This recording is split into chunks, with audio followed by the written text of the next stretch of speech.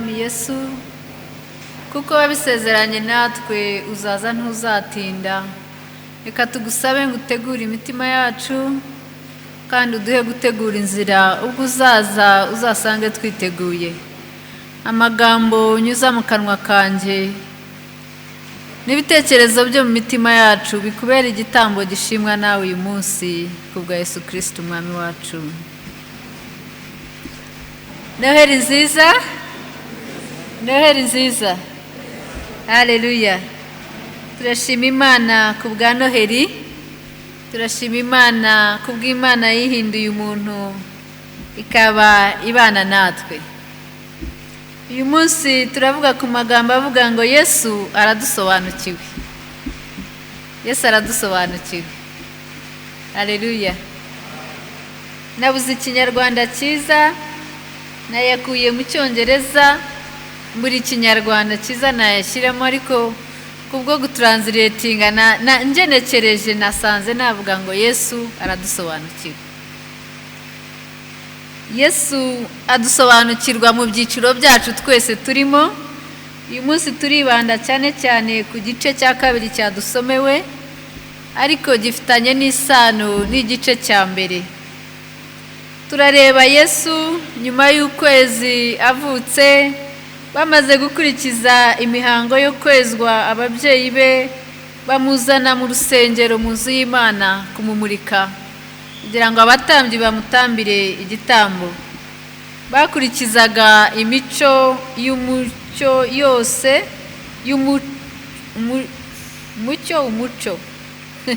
umuco sinzi kubivuga, birangora rimwe na rimwe bijya gusa, ariko ababyeyi be bakurikije iyo mihango yose. Turababona kuri screen zacu bazanye Yesu mu rusengero, kandi amabwiriza bari barayahawe. Turebye mu Balewi igice cya 12 umurongo wa 2 kugeza ku wa 8, sinzi niba mwabidushyiriraho.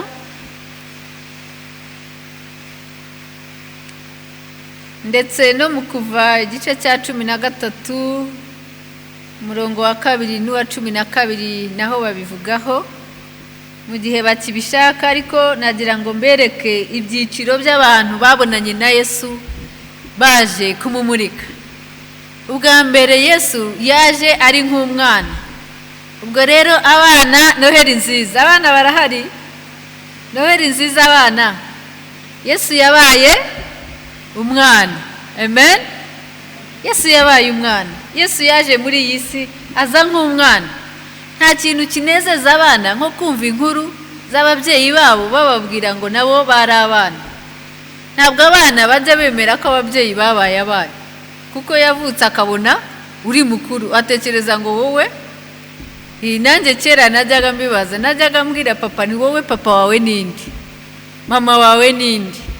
Noneho ababyeyi be bari barapfuye kera akiri muto.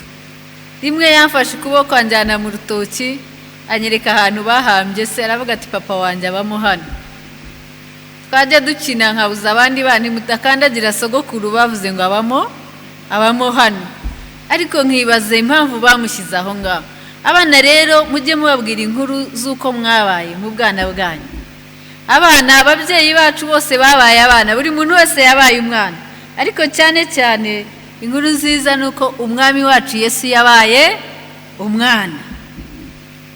Hanyuma kuri uwo muhango wo kumwerekana, abantu ba mbere baje kumwerekana ni ababyeyi be. Haleluya ababyeyi. Noheri nziza ababyeyi. Yesu yerekanwa n'ababyeyi.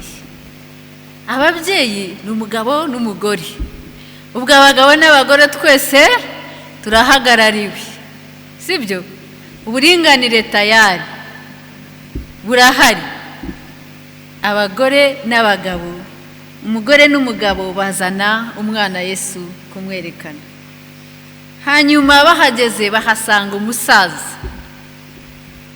umusaza witwa Simiyoni.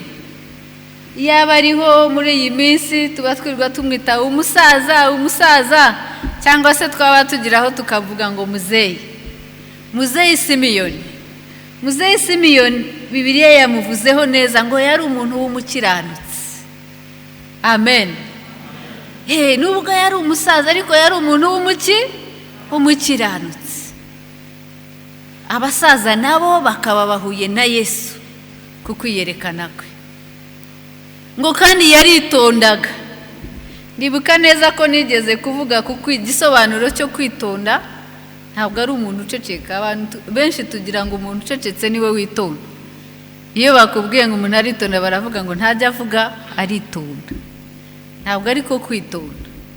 Kwitonda ni ukumenya kuvuga iyo biri ngombwa kuvuga no guceceka iyo biri ngombwa guceceka. Muzeyi Simiyoni yaritondaga, niko Bibiliya yavuze, ntabwo ari njye ubivuze. Ikindi ngo yari yuzuye umwuka wera. Haleluya.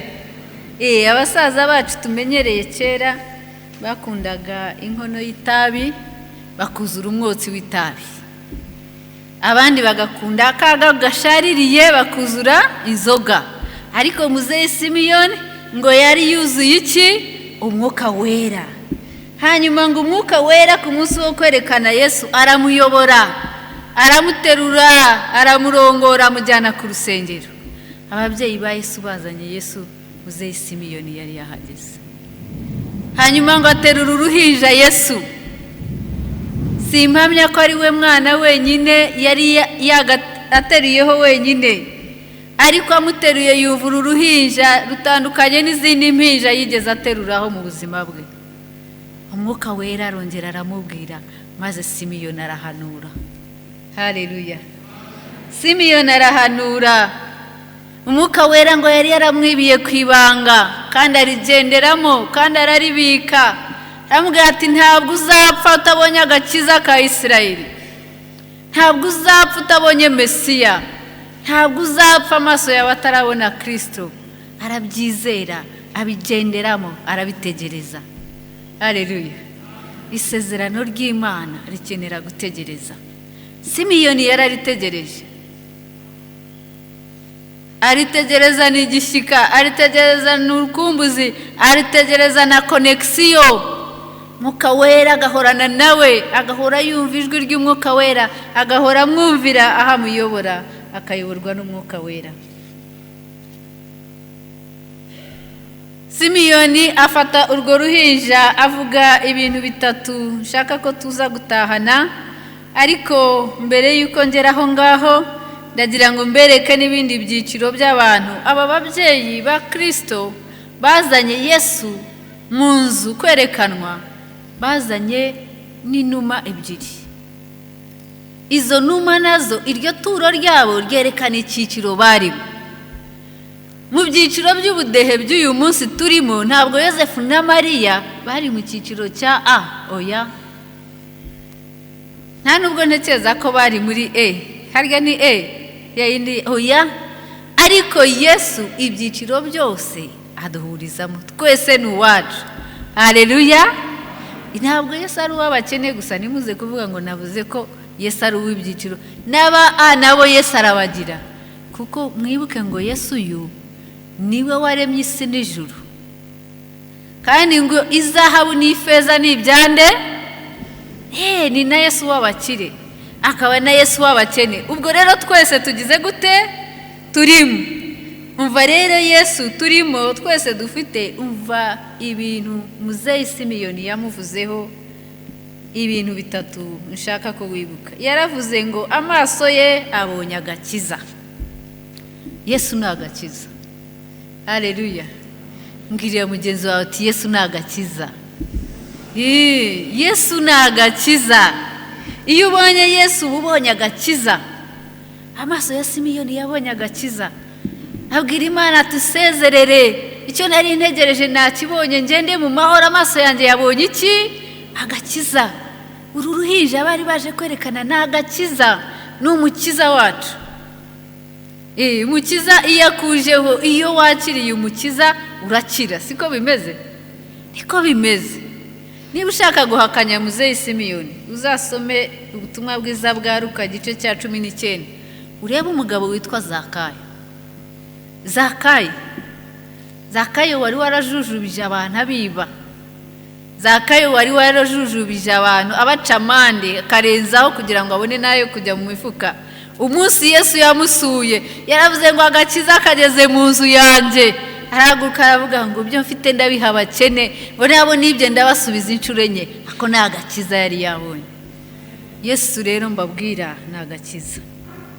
Icya kabiri muzeyi Simiyoni yavuze ngo Yesu ni umucyo uvira amahanga yose. Haleluya. Yesu ni umucyo uvira amahanga yose. Nkunda iryo jambo yose, kuko yose nanjye ndimo. Bavuze ngo ni umucyo uvira i Burayi twaba tutarimo, bavuze ngo n'uvira ibihugu bikize twaba tutarimo, ariko ni umucyo uvira amahanga yose. Natwe n'u Rwanda rurimo, n'ibihugu bikennye birimo, n'ibikize birimo, imigabane yose irimo. Yesu ni umucyo uvira amahanga yose. Bene data, ndashaka gutinda ku ijambo umucyo. Isi ikeneye umucyo. Isi ikeneye umucyo wa Kristo. Kandi ngo umucyo yuje umwijima urahunga. Nge ntinya umwijima cyane kuva kera, ariko n'umwana natinyaga umwijima. Mba mu cyaro bajyaga bantuma ikintu nijoro nkagenda nkahumiriza nkahagarara, nkagaruka ntinakibuze, ntashatse kubera gutinya umwijima. Twabaga mu ntoki rero, bwakwira ahantu hataba amashanyarazi, imitumba yose igahinduka abantu, imiyenzi igahinduka abantu, ukabona abantu barebare, ukabona abagufi, ukabona abaringaniye barakureba. Ntabwo nasohokaga, najyaga gusohoka ntimumperekeze. Hari igihe bambeshyaga abana n'abantu beza, burya barabeshyeka, ati genda ndakureba kandi akora ibindi, ariko kubera ko amwe ngo arandeba nkagendera mu cyizere cy'uko andeba. Ariko iyo umucyo uje harabona. Haleluya. Yesu ni umucyo. Uyu mucyo utubonesha iki? Uyu mucyo utuma tubona icyaha. Amen. Uyu mucyo utuma tubona icyaha. Yesu ni umucyo. Reka dusome mu butumwa bwiza bwa Yohana.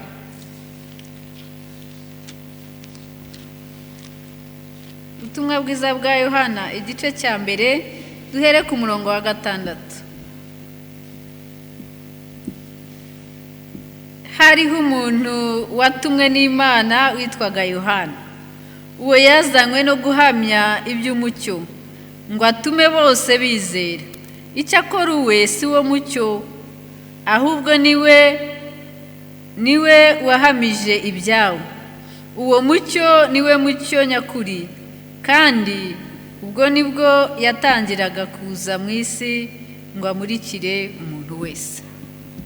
Yohana yari intumwa, yari umuvugabutumwa, yarateguzaga. Yavuze ngo yaje kuvuga iby'umucyo ngo kugira ngo bemere, ariko ntabwo ari we mucyo, waje inyuma ye niwe mucyo. Bene data, isi ikeneye Yesu nk'umucyo. Iyo nicaye imbere ya televiziyo ndeba amakuru, ndushaho kubona ko isi ikeneye Yesu. Icya mbere mbona amakuru abanyamakuru baduhitiramo kutwereka, ntibaza ntariko aya makuru koko hari icyo adufasha.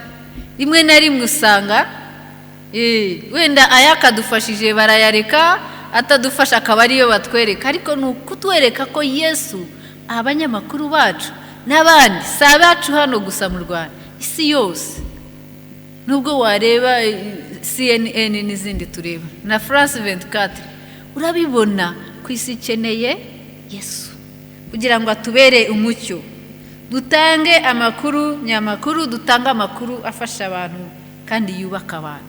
Umucyo rero, ndashaka gusubira ku mucyo wa Yesu. Icyo umara, bitumarira iki kwakira Yesu nk'umucyo? Icya mbere, Yesu iyo umwakiriye ni wowe mushinga we wa mbere, uri proje ya Yesu. Ibwire ngo ndi umushinga wa Yesu. Ndi umushinga wa Yesu. Wowe njyewe ndi umushinga wa Yesu. Iyo Yesu aje cya mbere akora umurimo wo kuntunganya. Haleluya. Aramurika nkitunganya, anyereka aho bidatunganye, anyereka aho nkeneye gufunga, aranyereka akambwira ati mu mivugire yawe hari bitagenda neza, mu mitekerereze yawe hari bitameze neza, mu nshuti zawe hari inshuti ufite zitakubaka, hari bitameze neza. Icyo umucyo Yesu atumarira, icyo kwakira Yesu nk'umucyo bitumarira, niyo mpamvu ari umucyo uvira amahanga yose. Niyo mpamvu isi ikeneye Yesu atwereka ibitameze neza kugira ngo tubitunganye tubigire byiza. Haleluya. Iyi kanzu y'umweru yigiyeho ibizinga biraboneka cyane, biroroshye kubibona, biroroshye namwe aho ngaho kubona mukabona muti pasiteri wacu uyu munsi yambaye ikanzu yanduye, kuko ari ikanzu y'umweru kandi hari umucyo, murabibona. Sibyo? N'icyo umucyo utumarira. Icyambere na mbere umucyo ukubita toroshi tukireba mu mitima yacu kugira ngo dutunganye inzira zacu. Hanyuma iyo birangiye tukaba abahamya b'uwo mucyo, nk'uko uyu munsi naje kubahamiriza Yesu nk'umucyo. Haleluya. Uwo mucyo narawakiriye, ntabwo mbabwira ibyo ntakoze. Ni umuhamya nanjye meze nka Yohana. Uwo mucyo narawakiriye. Ndi mu minsi nibuka igihe nawakiriye, tujya dufata anniversaire nyinshi cyane, ariko ngewe anniversaire ikomeye cyane yabaye kuri 29 z'ukwa 12 1988, ubwo nakiriye Yesu kamera umucyo. Haleluya. Kwa kabiri nzaba nibuka imyaka maze ngendana na Yesu, ari umucyo wanjye. Ntabyo nashoboye, ibyo ntashoboye yarabishoboje. Haleluya. Ibyo ntari mfite yarabimbereye. Amen. Yesu atubera umucyo, twibuka twizihiza kuza kwe, kuvuka kwe nk'umwana, ariko turibuka ko yanaje ari umukiza. Kandi umukiza iyo tumwakiriye tudasigara uko byahoze, ahubwo ibintu birahinduka. Hanyuma ikindi cya gatatu Muzeyi Simiyoni yaravuze ngo azaba ubwiza bw'ubwoko bwe Isirayeli. Ndagira ngo nkwibutse ngo umujyi wa Isirayeli wari waratawe, wari warabaye amatongo, wari warasenyutse, ariko Simiyoni ayobowe n'umwuka arabona asanga ubwiza bwa Isirayeli buzagaruka kubera ku mucyo wahaviriye. Haleluya. Iyo tumaze kwakira uwo mucyo atujyana mu bwiza, adukura mu bwiza dushyira mu bundi. One day at a time, intambwe ntoya cyane, intambwe imwe buri munsi, ariko akadukura mu bwiza akatujyana mu bundi. Undi muntu, ikindi cyiciro ntavuzeho ariko nacyo ntari bwibagirwe kuvugaho, ni umuhanuzikazi Ana bamuvuze mu gice twasomewe.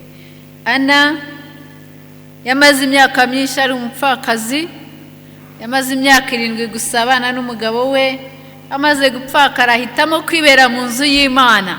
Bibiliya iravuga ngo yasengaga ku manywa na nijoro. Haleluya. Yuzuza umwuka wera, asimbuza umugabo we n'umwuka wera, agendana n'Imana, abana n'Imana. Nawe yaraje babonye uruhinja ahanura ibyarwo ngo abwira abantu bose, abapfakazi Yesu ari kumwe nawe. Amen. Abapfakazi Yesu arabazi. Yesu arabazi. Yesu abitayeho. Ibyo mucamo arabizi. Ni inshuti yanyu muhorana nayo. Uyu munsi rero nibukijwe inkuru y'umugabo wakundaga byeri, hanyuma arakizwa. Ariko amaze gukizwa yajya abona byeri ikamurusha imbaraga, akavuga ati reka nyinywe uyu munsi nyisezereho. Aha yibonye akavuga ati reka nkwe rimwe nyisezereho, byeri uyu munsi ndagusezeraho. Hanyuma rimwe umucyo wamuviriye abona imbaraga, aravuga ati gutsinda iyi byeri ntabwo ari uko ntazongera kuyibona, ariko ngiye gukizwa byeri ihari. Agura byeri azishyira mu nzu ye, imwe muri salo, iyindi aho barira, hejuru ya firigo, mu cyumba cy'abashyitsi, mu gikoni, mu cyumba cye, ahanyura muri korodoro hatereka byeri. Hanyuma akajya abyuka akayireba ati byeri urahari ariko sinkunywa narakijijwe. Ntabwo tuzakizwa kubera ko ibidutega bidahari, bizahaba ariko dukizwe tubireke kubera ko twakijijwe. Haleluya. Ni uburyo bwiza bwo kurangiza umwaka umuntu atumira Yesu. Ni uburyo bwiza bwo kurangiza umwaka umuntu yakira Yesu, ukamwakira mu byawe, uwo mucyo ukavira mu byawe. Hari ibyacu bikeneye umucyo w'Imana, hari ibyacu birahari, ntago nzi cyawe, ibyo nzi ni ibyanjye, ariko ndabizi ko bihari.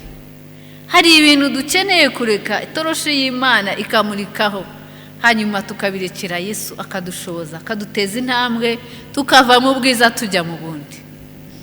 Birahari mu bana bato, birahari mu bapfakazi, birahari mu basaza, birahari mu bashakanye bahagarariwe na Yosefu na Mariya, birahari bamaze imyaka myinshi, bamaze imyaka mito, birahari mu baririmbyi, birahari. Ikindi cyiciro cyahagarariwe nari nibagiwe kukivuga ni icy'abatambyi. Abatambyi bazaniwe Yesu kugira ngo bamutambire igitambo. Abatambyi nabo Yesu arabazi. Haleluya. Noheli nziza abatambyi. Yesu natwe aratuzi. Ndagira ngo uyu munsi mbahe kado, mwakire Yesu. Mumwakire umwaka ubusoze wa 2020.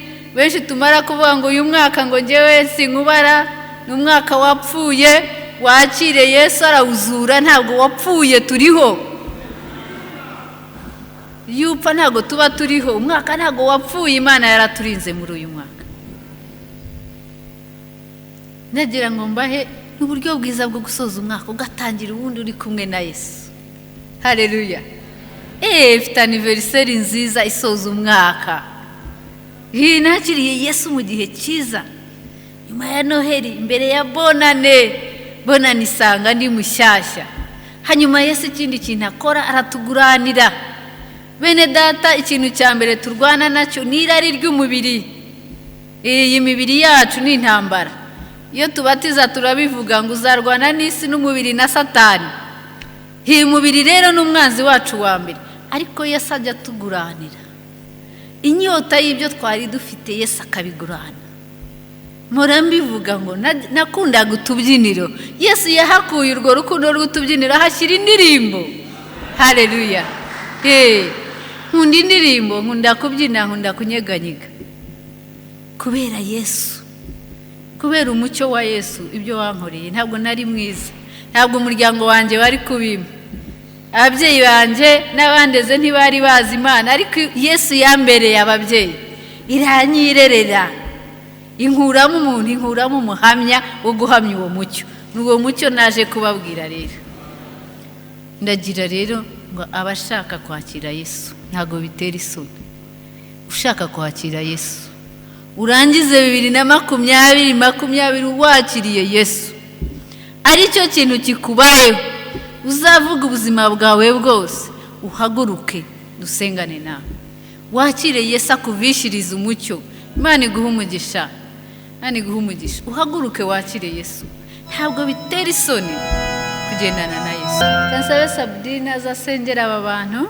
Murakoze cyane, Imana ibaha umugisha.